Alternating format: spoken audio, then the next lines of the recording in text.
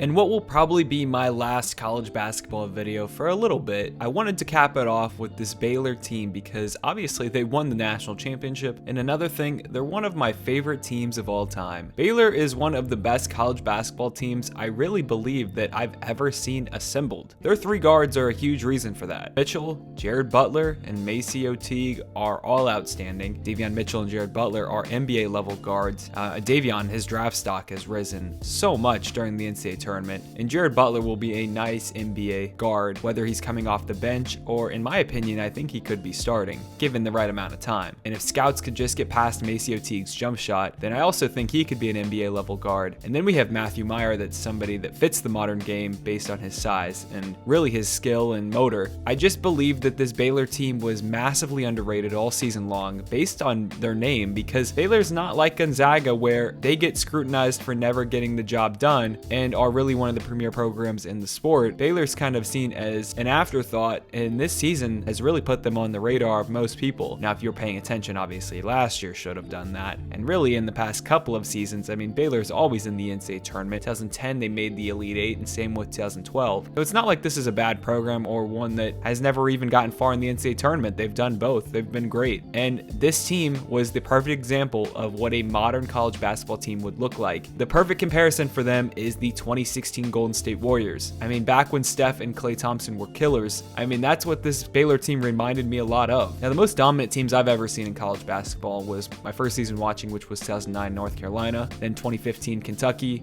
and 2018 Villanova probably. Might even throw in a 2012 Kentucky as well. Those are the four best teams that I've ever seen play college basketball. And this team definitely rounds out that top five. They have active guards, and it's really hard to believe that this team even flew under the radar at all. I mean, Baylor a week ago kicked Gonzaga's teeth in, and the closest the game got was 9 points. This was an undefeated team they were playing, and one that really was very good. Baylor won its 6 tournament games by an average of 15.3 points. No one got within 9 points of them. I don't ever side with recency bias. Actually, for me, it does take a lot of time for me to evaluate a team properly after a couple of seasons. I usually never jump onto a team right after they won a championship and say this is the best team I've ever seen, because truly, it takes me a lot of time to really even get that set in. But this Baylor squad is easy to evaluate for me, and they were incredible and have been one of the best teams I've ever seen based on how they played on the defensive end. That's where it all starts, and then being able to score on the offensive side and having NBA level guards. I mean, you don't usually see college basketball teams assembled like this,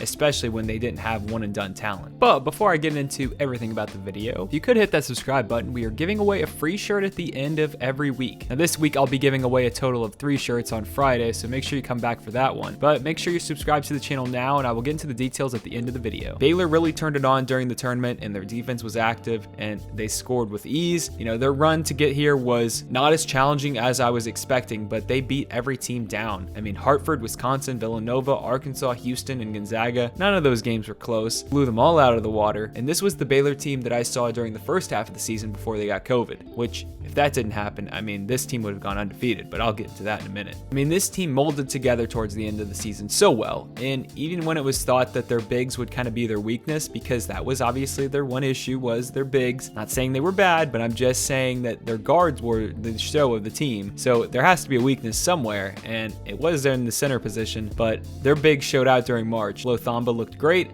Jonathan Chamuchachua looked great. Mark Vital always is a rock down low and can defend every single position, and I mean that. I mean, this team in March turned it on after, you know, kind of closing the season out, and it didn't look great because they got COVID, went on a 23-day pause. I'm pretty sure it was 23, something like that. And not only did they just go on pause, they also had multiple positive cases, so their guys had it, and they came back not looking like the same team defensively. They got it turning around. It took them some time. It definitely took them getting some practices under their belt, because that was a huge thing. They weren't able to practice. And really, other than the Hartford game and even against Villanova, in my opinion, this was a very dominant performance by Baylor in the NCAA tournament. This was one of the best teams I've ever witnessed. It's not often that the best three-point shooting team in college basketball wins the national championship, surprisingly. That usually is not something that happens, yet Baylor was able to do that, and they were the best three-point shooting team since '92 Duke to win the championship, and that's why they stick out to me so much. And they could have gone undefeated. I mean, they cooked the best two-point shooting team ever in the Ken Pom era, and I get frustrated by people saying that Gonzaga choked, because this Baylor team was probably the best team in college basketball all season long. I thought that at the beginning of the year.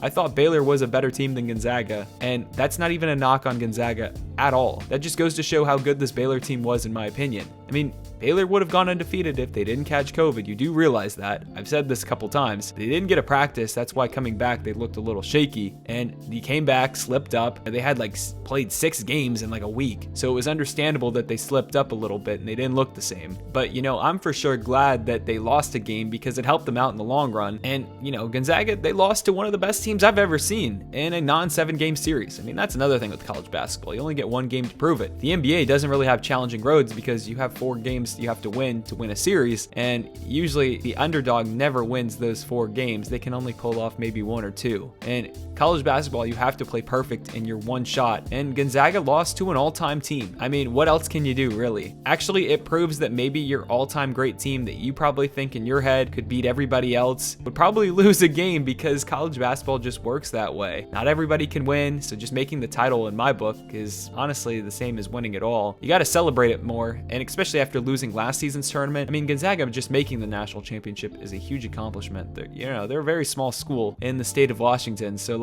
I don't know. I'm alone on that one. I know not everybody can appreciate just making a national championship. You got to win it all. But in my opinion, Gonzaga making the national championship, hats off to them. But this Baylor team, they proved that this was their season, and hats off to them as well, because this was one of the best teams I've ever seen. So being at that game was just a blast. I really wish people understood how special this Baylor team was, though. Never got enough credit this season, and legit, I've said it a couple times now, if they didn't get COVID, they would have gone undefeated. I mean, they just ran through teams in the Big 12. They just dominated an Illinois team that was probably the 3rd best team in college basketball. They had a freak accident happen when they lost to Loyola. What can you do? But my favorite part about this Baylor team was how connected they were. Not once did any guy on this team try to do too much. Their guards, Maceo Teague, Jared Butler, and Davion Mitchell, maybe the best backcourt I've ever seen in college basketball. These guys, I think, all transferred in, they developed, they spent time in the gym. I mean, every team spends time in the gym, but these guys were all cold-blooded killers. Davion has developed his game so much. He is really a pure scorer as well. Not just a defensive havoc, but that man can score. And then Maceo Teague was probably their leader on the team, especially scoring the ball. And Jared Butler is a lead guard that every team would want. And then Matthew Meyer, that wild card guy coming off the bench, coming out like a cannon.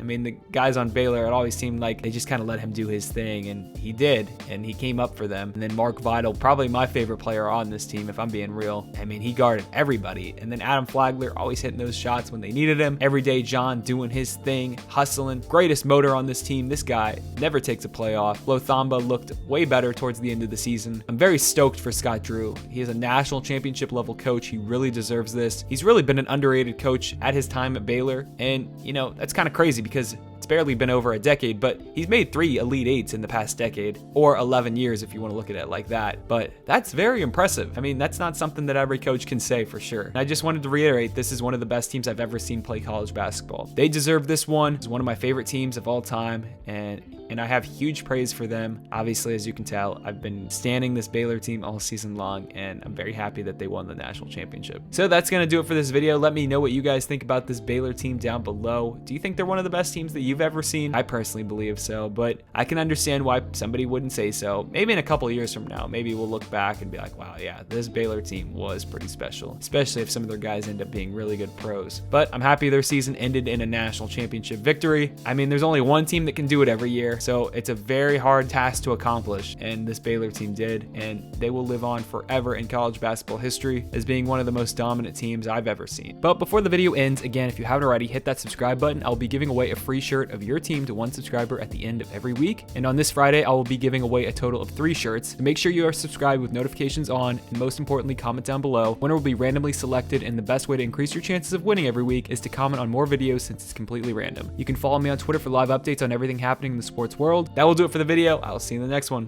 Peace.